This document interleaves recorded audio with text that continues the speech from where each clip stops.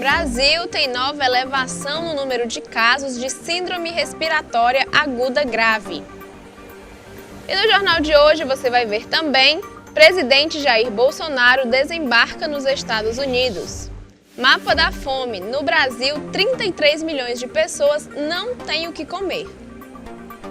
Veja também nossa reportagem sobre economia solidária no Juntos pelo Todo. Tudo isso e muito mais agora no União Brasil.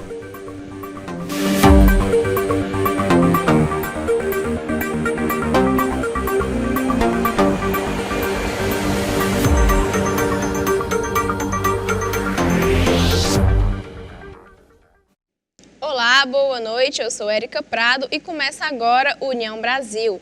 A Organização Pan-Americana da Saúde apresentou hoje para os profissionais de diferentes países da América Latina diretrizes para a realização de testes de detecção da varíola dos macacos, conhecida internacionalmente como a monkeypox. A doença endêmica em regiões da África começou a ser detectada na Europa e há também ocorrências na América. Segundo o último boletim da Organização Mundial da Saúde, atualmente há 29 países fora do continente africano com casos confirmados.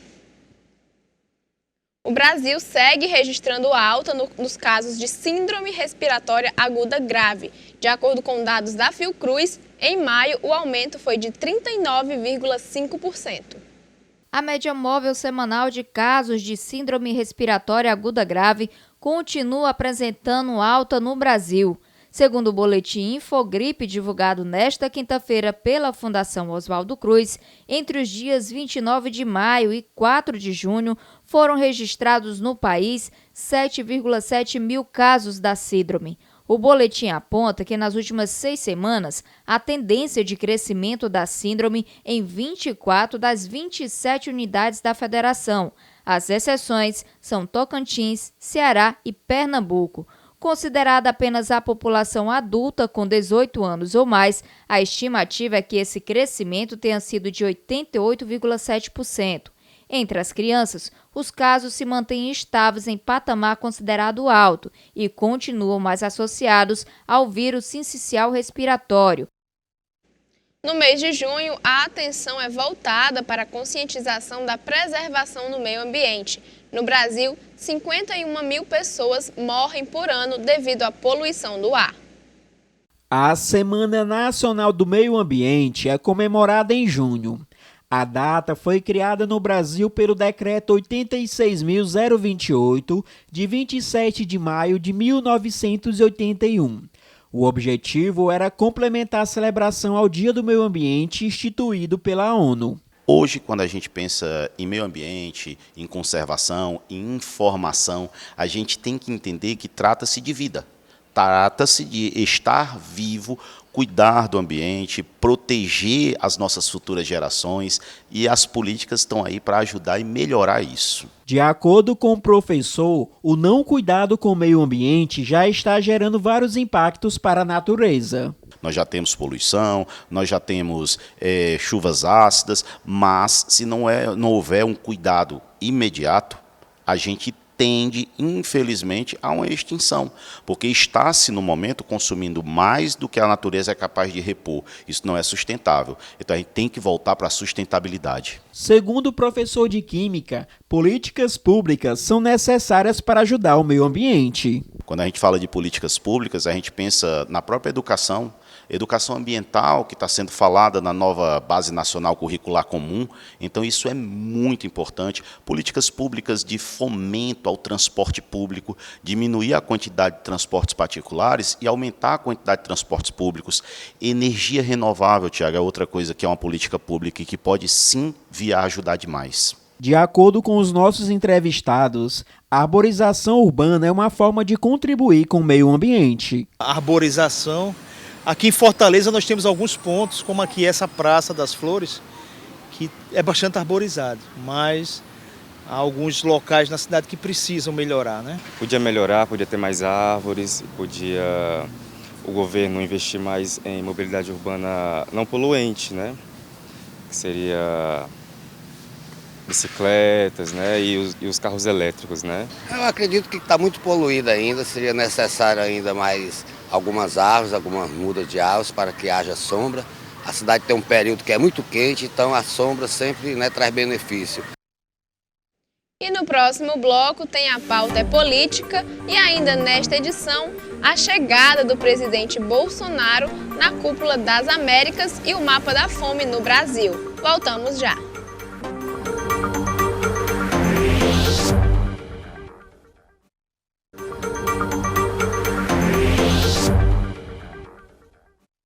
Relatório que fixa limite ao ICMS de combustíveis é lido no Senado. PSDB decide apoiar pré-candidatura de Simone Tebet do MDB à presidência. Assuntos para a pauta política.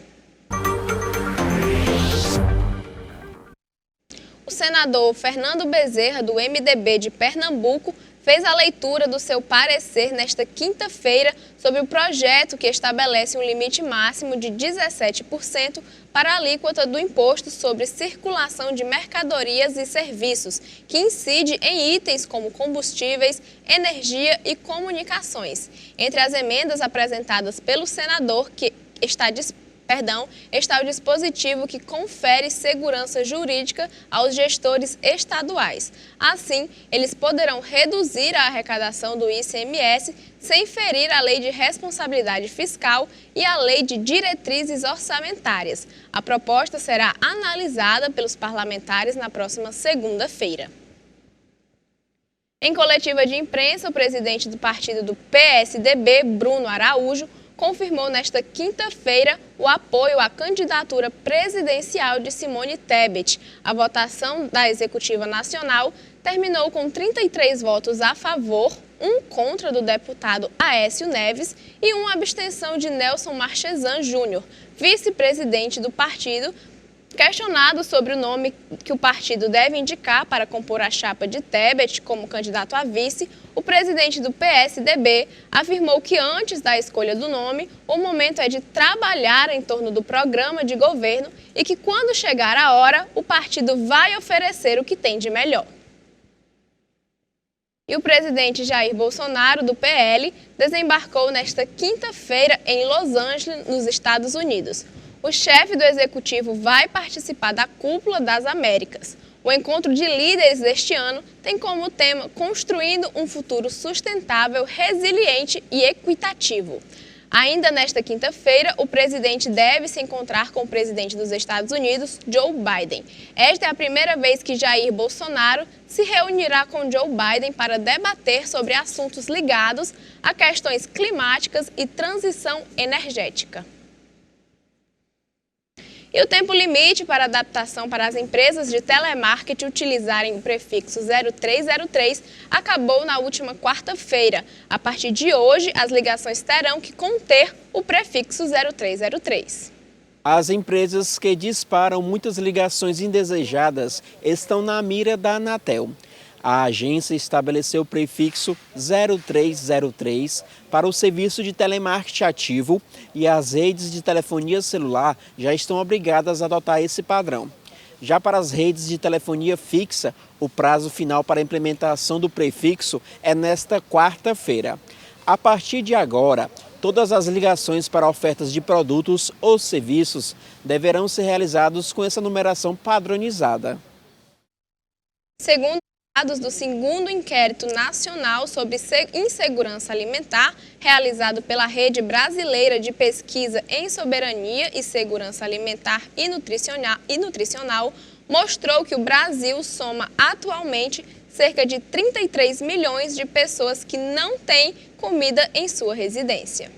Um levantamento divulgado nesta quarta-feira mostra que o país soma atualmente cerca de 33,1 milhões de pessoas sem ter o que comer diariamente, quase o dobro do contingente em situação de fome estimada em 2020. Em números absolutos, são 14 milhões de pessoas a mais passando fome no país. Os dados são do segundo inquérito nacional sobre insegurança alimentar no contexto da pandemia da Covid-19 no Brasil, realizado pela Rede Brasileira de Pesquisa em Soberania e Segurança Alimentar e Nutricional. A pesquisa foi realizada entre novembro de 2021 e abril de 2022, a partir de entrevistas feitas em 12.745 domicílios, distribuídos em áreas urbanas e rurais de 577 municípios, das 27 unidades da Federação e 26 estados, mais o Distrito Federal. Na comparação com 2020,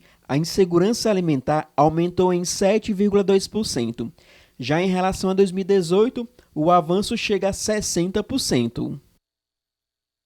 No próximo bloco, você confere as imagens do dia, o noticiário internacional e o Juntos pelo Todo.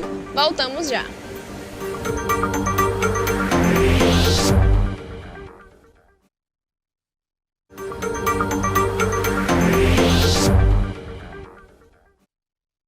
Hoje, na nossa série de reportagens com o tema Economia Solidária, nossa equipe foi conhecer a associação localizada no bairro Aerolândia. É um grupo de artesãos que estão juntos pelo todo.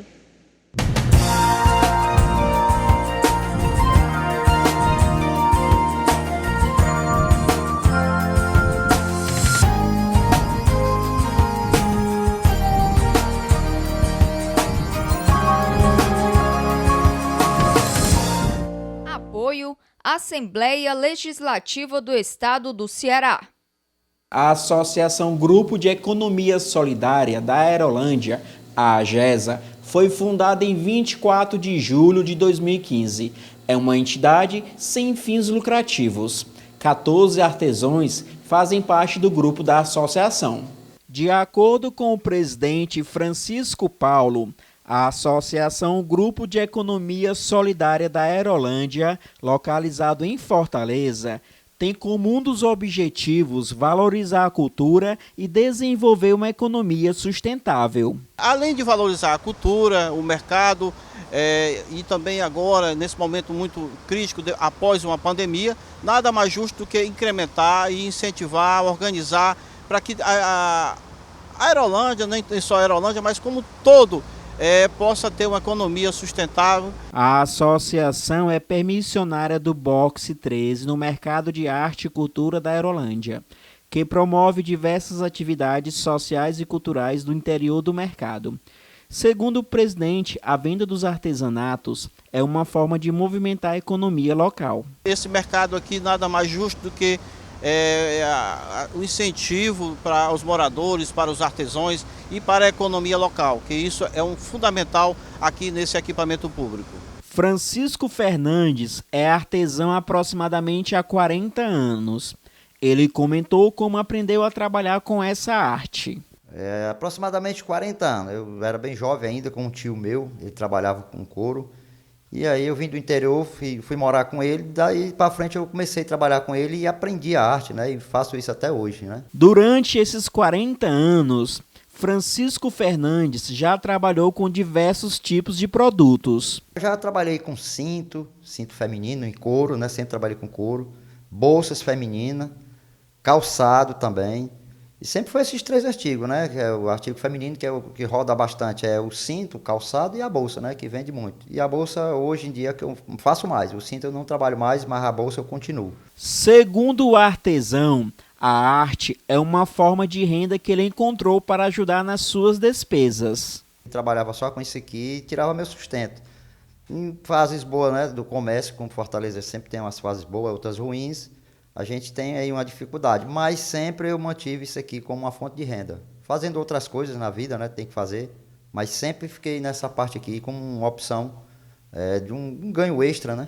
O artesão comentou sobre a importância da associação na divulgação do seu trabalho. A AGESA tem muita importância porque quando a gente iniciou em 2015, o processo foi começar em 2014, 2015, quando começou a funcionar lá no mercado aqui da Aerolândia, né, a gente teve um espaço muito bom e ela divulgou muito, né? E até hoje a AGESA me ajuda, né? Porque o processo de divulgação do meu material veio muito com a AGESA. E isso me ajudou bastante. Até hoje eu ainda faço parte da AGESA, né? E ela me ajuda muito.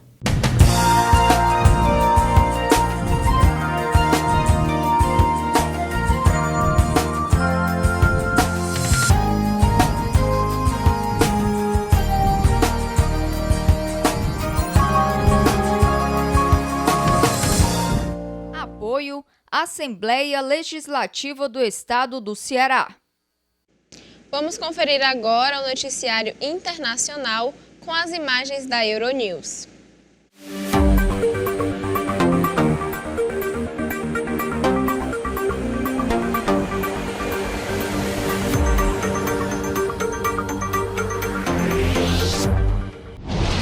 O Banco Central Europeu anunciou o fim das compras de dívida pública em julho e revelou a intenção de aumentar as taxas de juros de referência de forma gradual e sustentada também a partir do próximo mês.